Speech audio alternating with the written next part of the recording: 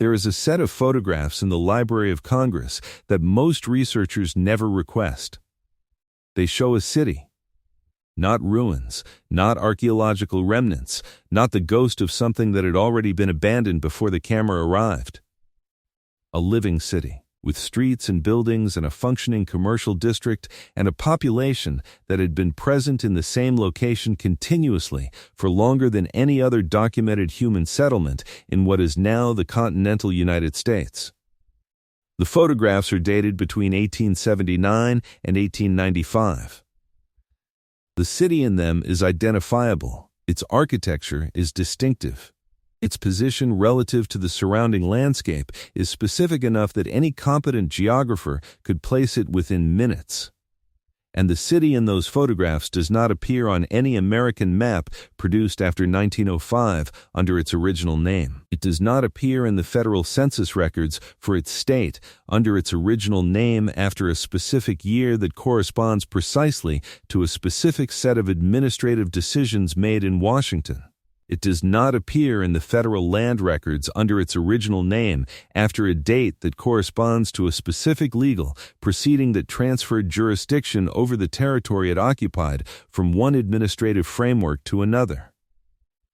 The photographs survived what the official cartographic record chose not to preserve, and the question of why the oldest continuously inhabited settlement in the continental United States was removed from the official American map at the exact moment when the federal government was implementing its most aggressive program of territorial consolidation is a question that the official history of American geography has never been required to answer. I found this while researching the cartographic history of American cities, trying to understand how place names and settlement designations moved through the administrative systems that determined what appeared on official maps and what did not. I expected to find technical administrative stories, boundary disputes resolved through survey, duplicate names consolidated through the standardization process, the routine work of a government trying to impose cartographic order on a continent that had been named and renamed by successive populations over centuries. What I found instead was a pattern that I could not account for through administrative routine. A pattern in which the oldest continuously documented settlements in specific regions consistently disappeared from official maps during a specific window of time. Not because they had been abandoned, not because they had been destroyed, but because the administrative framework that determined what appeared on official maps had been changed in ways that made their continued appearance inconvenient. The official story of American settlement history presents the country as a succession of European and American foundations. Cities established by Spanish missionaries in the Southwest.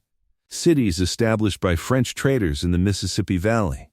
Cities established by English colonists on the Atlantic coast. And then the westward expansion that filled the interior with American settlements as the 19th century progressed.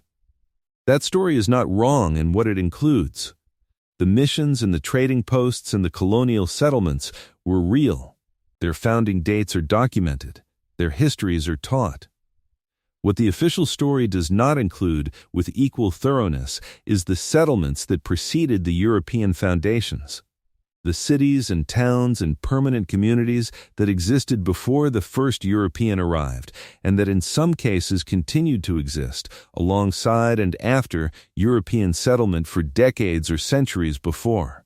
The administrative systems of the American Republic decided whether to recognize them or not. The Pueblo communities of the American Southwest are the most thoroughly documented example of this phenomenon. Acoma Pueblo in New Mexico has been continuously inhabited for over 1,000 years. Its physical location, its governance structure, its population, and its relationship to the surrounding landscape are documented in Spanish colonial records going back to the 16th century. It appears on Spanish colonial maps. It appears on early American territorial maps. And then, at a specific point in the late 19th century, its relationship to the official cartographic and administrative record of the United States changed in ways that the maps themselves do not fully explain. Now here is where it gets strange. The change in how Acoma and communities like it appear in American administrative records corresponds precisely to the period when the federal government was implementing the Dawes Act allotment program. The Dawes Act of 1887 divided communally held reservation lands into individual allotments. Any land remaining after allotment was declared surplus and open to non-native purchase. The implementation of the allotment program required the federal government to make administrative decisions about which communities were legally recognized as existing on specific pieces of land and which were not. Communities that were legally recognized occupied land that could be allotted. Communities that were not legally recognized occupied land that could be declared surplus. The administrative decisions about legal recognition were not made by the communities themselves. They were made by federal agencies in Washington, whose decisions were reflected in the records those agencies produced, including the maps. The General Land Office surveys that preceded every allotment proceeding used a specific set of naming conventions. Those conventions determined which settlements appeared on the survey maps and under what designation. A settlement that appeared on a survey map under an English language designation was a recognized settlement whose land would be subject to allotment proceedings. A settlement that did not appear on a survey map or that appeared under a designation that did not connect it to the legal framework governing land ownership occupied an administrative void that the allotment process could then fill however it chose. The Board on Geographic Names, which began standardizing American place names in 1890, was operating simultaneously with the allotment program. Its decisions about which names to standardize and which to replace had direct consequences for which communities appeared in the administrative record under legally actionable designations. A community whose name was replaced by the board with an English language substitute had its administrative identity changed at the same moment that its land was subject to allotment proceedings. The two processes were not formally coordinated. There is no single document in the federal record that says the Board on Geographic Names and the General Land Office were working together to accomplish a specific outcome. But the timing of the name changes against the allotment proceedings in specific territories is too consistent to be coincidental. In territory after territory, the pattern is the same. Name changes occur. Survey maps are produced using the new names. Allotment proceedings are initiated based on the survey maps. Land transfers occur based on the allotment proceedings. And the oldest continuously inhabited communities in those territories end up in a diminished legal position relative to where they began. Not through direct confiscation, not through any single dramatic act that the historical record would document clearly. Through a sequence of administrative decisions, each of which was individually defensible on technical grounds, that together produced an outcome that direct confiscation would have required public justification to achieve. The photographs in the Library of Congress show what existed before that sequence of decisions was complete.